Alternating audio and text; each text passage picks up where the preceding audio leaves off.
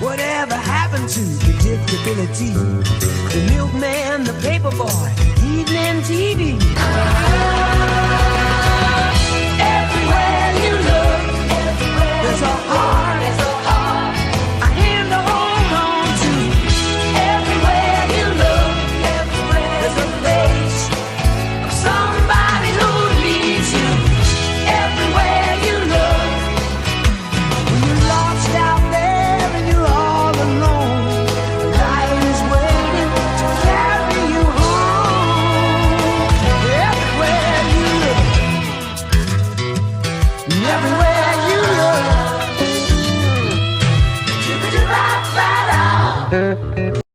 Sunday, November 13th, 2022. Dear Diary, the fall of 2022 was one for the books. Inflation was at an all-time high. Matt Stockstill just got hitched. Taylor Swift dropped an absolute banger of an album, and Coburn received his first colonoscopy. But I gotta tell you, Diary, none of that compared to week 9 of fantasy football that season. We were over halfway through the regular season. Things were really starting to shake up, and boy, did some of us get into a real pickle. Well, every dog has its day, and this week, the dog of our league, Zach Sinkuski, walked away with a win, beating out Skriddle Craig. I think we were all happy to see Zach get a win. I remember the last time Zach tried to get a win. What was even more pathetic than Zach was the matchup between Eli and Kramer. These two studs put up the lowest scores of the week, with Eli beating Kramer by a score of 80-76. This game was more pathetic than Kramer's infamous shower chug. Consider this. Eli and Kramer put up 156 points between the two of them. Richards, a perennial wheelspin powerhouse, put up 144 points. I'm thinking of proposing a new punishment. A double wheelspin whammy. Picture this. If a single player's score beats two other players' combined game score from a matchup, the two losers should be forced to do a double wheelspin, creating the ultimate mashup. Such as a 40-yard dash hot dog chug? The boys are gonna love it.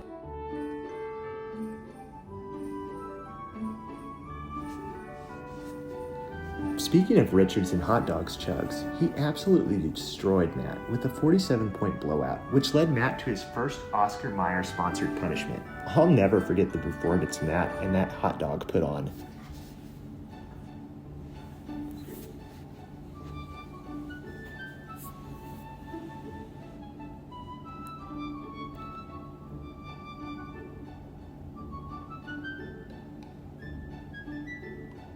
I don't have much room to talk when it comes to blowouts. No, I'm not talking about the Taco Bell lunch I wrote about last week.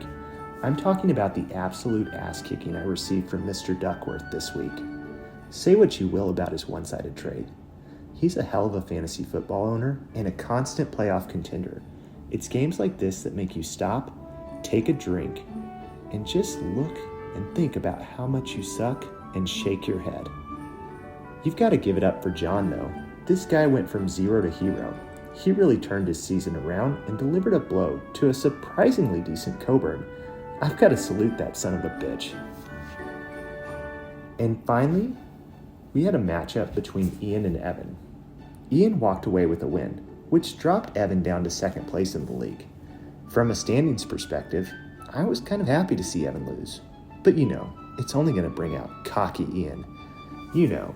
It's the same swagger he shows on a wedding dance floor busting out moves.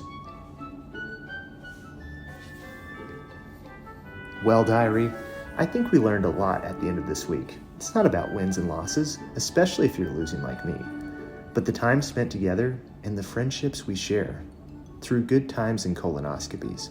Riggedy, riggedy, rye. XOXO, Caleb.